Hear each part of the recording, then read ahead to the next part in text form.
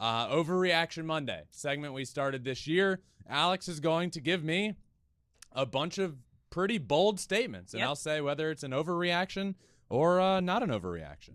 You ready? Is that a fair way to set this up? I feel like that's right. Yeah, that is fair. Okay. Bold statement, and you say if it's overreaction. Okay. It's not me personal. Like last week, you're like, you're overreacting. It's not me. I do like that. You did. That's an added bit to this that I like. Alex, you're overreacting. Okay, cool. Okay. Cool. Well, let's get started. Okay? Because we got a little preview of that this weekend.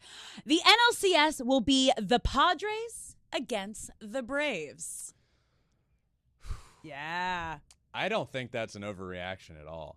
I think that's so fair to say. I think we would all be lucky if that were to happen. We could not have previewed that series any harder through the Thursday and Friday episodes last week. We called it would be a huge series.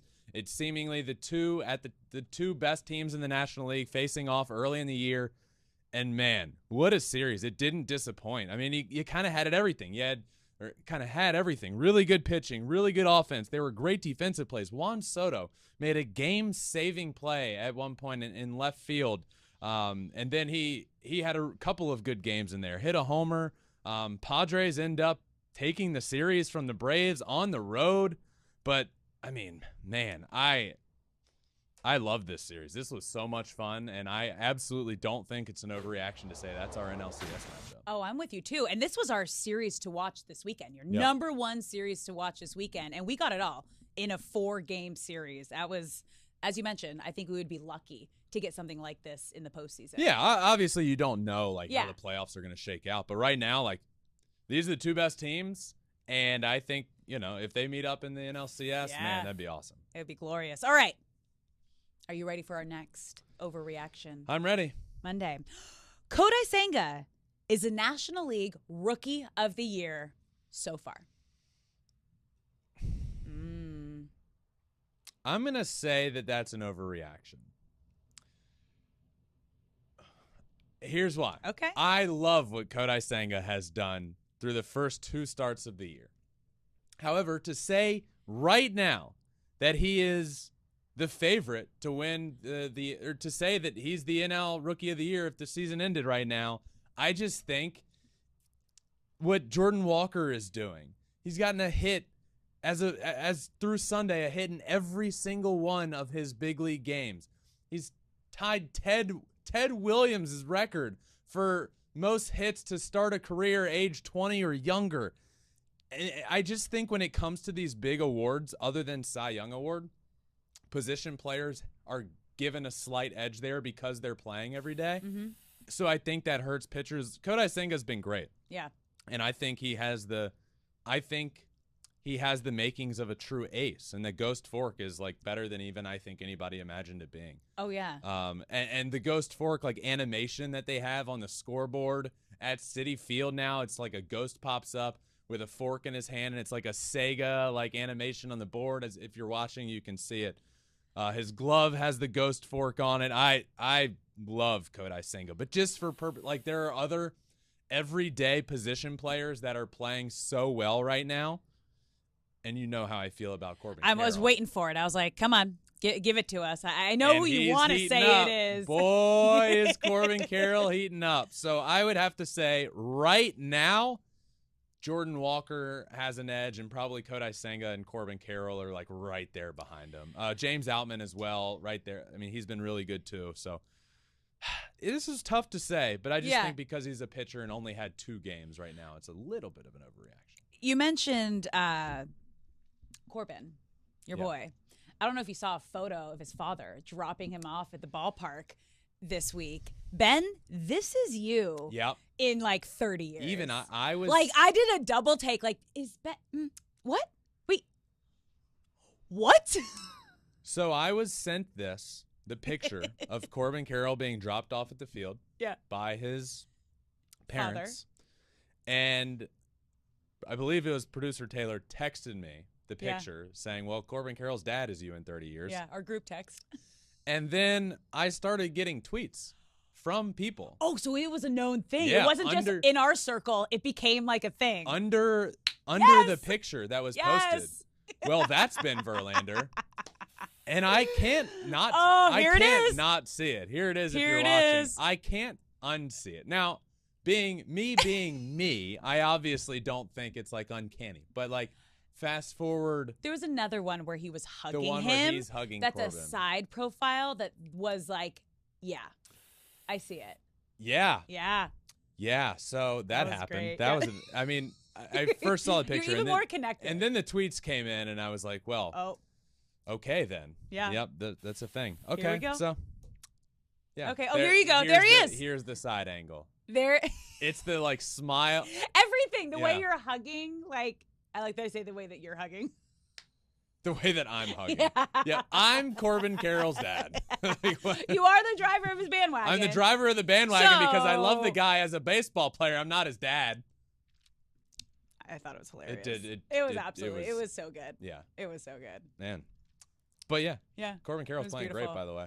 Yeah. Watch out, world. Uh-huh. Watch out for the D-backs, by the way. Uh-huh. I don't know if we're even going to talk about them. Alas, I need to talk about these Diamondbacks. Okay. They have been so much fun. They scored 27 runs in a 2-game span. This team, if they had any pitching, Alex, which they struggle. I'm telling you, this team has a sneaky chance to make the playoffs. All right. Okay, wasn't that. Yeah. Okay. That's okay. Next overreaction. Ready? Yep. The Cardinals are the most worrisome team. Overreaction. Okay. Alex, why? you're overreacting. Yeah. Yeah, I do have my worries, but Yeah. they lead the league in batting average. Like I believed this team would hit, and they are hitting. So that's where I think this overreaction comes in a little bit. I would have to be able to point to a team, and that team I would say is the Phillies. I'm probably a little more worried about the pitching. That's fair. Again, not great, but offensively playing pretty well. Yeah, there's a lot of Playing potential, really well. just not off to a great start. Yeah. But they have the pieces. Yeah. So Yeah. for that reason, I'm going to go with an overreaction. That's fair. Yeah. Okay. Send I was pitching. like, wait, what? This is Send great. pitching. Dear God. Yeah. Sincerely Cardinals fans. Yeah, they need beautiful. some help there. Adam Wainwright's going to come back, but are we really like putting all of the eggs in Adam Wainwright's basket? Not a great WBC performance, but like that's something. So we'll see. I believe in their pitching a little more than they've done so far. Yep. Just got their first quality start of the year, which is not great. Well, quality starts are good, but their first one taking this long. Got that on Sunday. Jordan Montgomery. So I'm going to say it's an overreaction because I'm not super worried because their offense is very good. Okay. You ready for the next overreaction? Yeah. Yep. Okay. The Pirates are the breakout team of 2023. This is an overreaction. Now, I would have said this is an overreaction before what happened to O'Neal Cruz on Sunday, fracturing his Left foot or ankle. Sliding home. Yeah. Yeah. So fractured that. Bench is cleared. Bench is That was cleared. brutal. Bad situation. Yeah. But I would have said overreaction anyway because, this is where I could have talked about them. Already did it. Yep. The Diamondbacks. They're the breakout team this year. I think they're going to be the team of, they're going to be the Orioles from last year. Are the Diamondbacks going to make the playoffs? I don't know. But they're good. They're fun. They're exciting. And I will keep clamoring on about this until people just start believing in the Diamondbacks. They're a lot of fun. The Pirates were off to a really good start. It's super unfortunate O'Neal Cruz got hurt because I was really this team's been a lot of fun. Brian Reynolds having like an insane year, on pace for like 100 and some homers. He's been nuts. O'Neal Cruz, Brian Hayes. The writing was on the wall there, but I would say a bit of an overreaction to say that they're the breakout team of 23. How is it not, and this leads us into our next overreaction, how is it not the Tampa Bay Rays? This is our next overreaction here, okay? The Rays will break the all-time record to start a season undefeated. And how are they not the breakout team? Because they're good. I think a breakout team. The Rays have made the playoffs in the last 4 years. Okay. Playoff team, 4 years in a row. All right. Okay, can you repeat this statement Ready? for me? Yeah. Yep. The Rays will break the all-time record to start a season undefeated. That means they would have to go 14-0. They are currently 9-0 and the only undefeated team in Major League Baseball. I don't think that's an overreaction. Yeah. I don't think it's an overreaction at all. Let me present to you a factual statement. Okay. Let me list to you all of the teams in Major League Baseball history to hit a home run and win by 4 or more runs in 8 straight games in any span, not just to start the year. One team, the 2023 Tampa Bay Rays. Nobody's ever done it. Nobody has ever done it before this year. The Rays have been dominant. Spare me with the scheduling, right? It's baseball. Anybody can beat you on any given night. If the Rays started this stretch of the year against easy opponents below 500, that would be a bit alarming. But the fact that they have won every single game, I don't care that it's not against great opponents. Like, would it make it more impressive if it was against the cream of the crop in the league? Sure, absolutely. But the fact that they are doing what they should be doing to teams that they're better than is truly remarkable. The Rays are the first team since 1884 with a run differential of more than 50 runs over their first 9 games.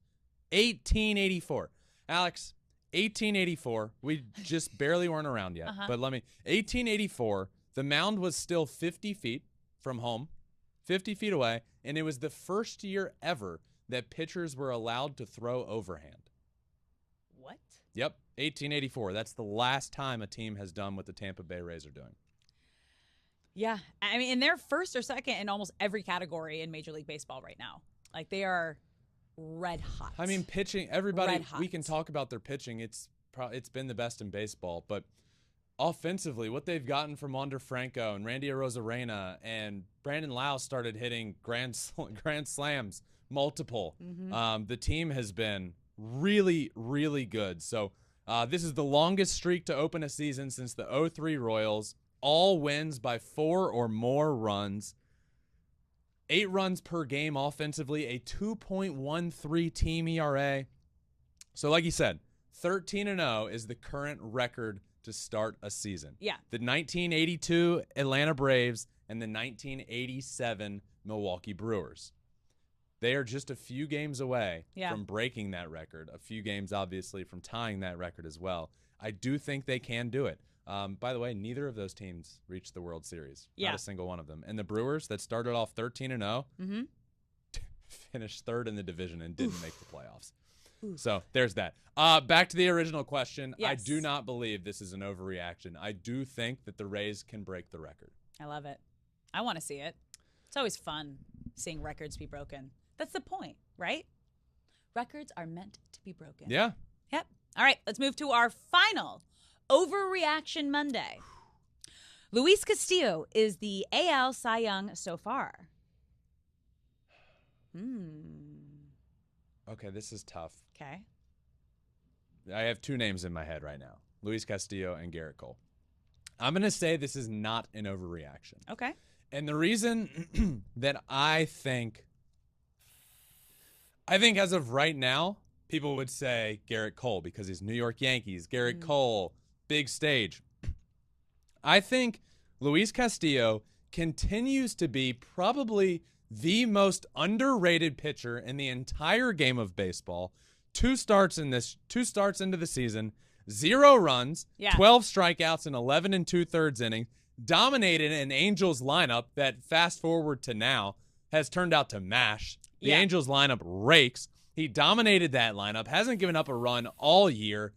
Yes, he's with the Mariners, so I think he gets undervalued a little bit. I think Luis Castillo, as of right now, is the Cy Young Award winner. He continues to be, as I said, the most underrated pitcher in the game of baseball. Think of what this guy meant to the rotation from the time he got traded from the Reds. You want to talk about being undervalued and underappreciated. He was with the Reds and then goes to the Mariners, which is a bit of a step up in the baseball world, but like still not the New York Yankees where Garrett Cole is, and that East Coast notoriety that you get more so because everybody can stay up and watch those games. Not everybody can stay up and watch a 10 p.m. start when Luis Castillo's on the mound, but you should. The guy is unbelievable. He has meant what Luis Castillo has meant to that Blue Jays or Mariners rotation that features former Cy Young winner Robbie Ray, Logan Gilbert, George Kirby. What he has meant to that team, being the ace of that staff, cannot be underappreciated. He's been so good. I think he's the most underrated pitcher in the game of baseball. And I think as of right now, Luis Castillo is the AL Cy Young Award winner. I mean, you can't argue with a 0 ERA. Yep. That's stats don't lie right there. Tough to argue with. Yep. That's our Overreaction Monday. That does it for Monday's Overreactions. That was good.